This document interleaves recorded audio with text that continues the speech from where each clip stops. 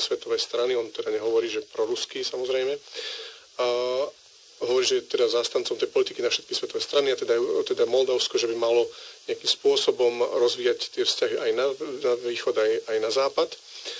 Maja Sandu zase akcentovala ten západný vektor. Čo to hovorí ešte, je aj to, že... Je Moldavsko zraniteľné? Je naozaj také jednoduché kupovať si hlasy voličov?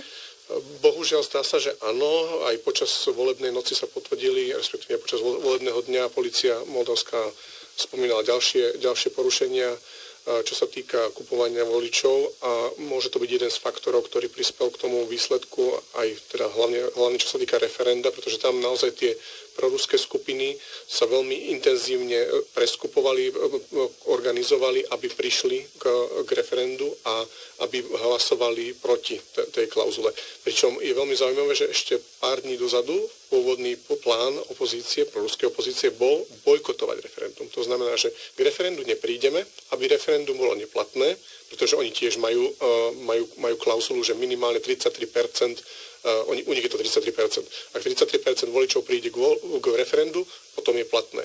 Čiže ešte pár dní dozadu tá proruská opozícia hovorila o tom, že nezúčastníme sa referenda, budeme ho bojkotovať, aby bolo neplatné a potom poukážeme na to, že nevedia sa ani zmobilizovať tí proeurópsky.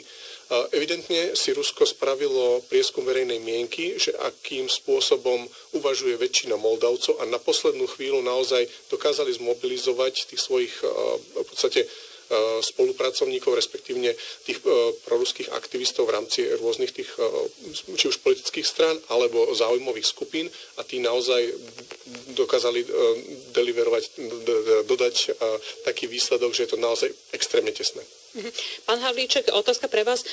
Prečo je podľa vás Moldavsko také zraniteľné a prečo sú moldavskí voliči tak ľahko ovplyvniteľní? A pýtam sa na to aj s dodatkom, že očakávam od vás nejaký taký aj návod, že ako sa tomu vyhnúť teda.